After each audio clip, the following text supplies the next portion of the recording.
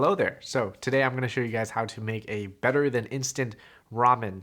Lately I've been craving a lot of ramen late at night, and I figured I might be able to make something better than a cup of noodles or a packaged instant ramen. So I did some research online. I came across this awesome recipe for a shio tare. It is a really simple three-piece ramen that once it's prepared ahead of time, you can pretty much make this once you have hot water. Granted, you will need to cook your own noodles whenever you want to eat it. But I came across this recipe on the Way of Ramen channel. I'll link the video here.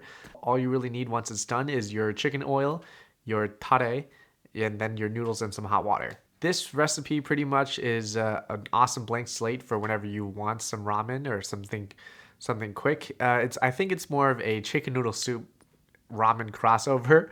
You can pretty much throw in anything you got laying around. You can use frozen veggies if you got them. Literally just use whatever you have in your house. Without further ado, here we go.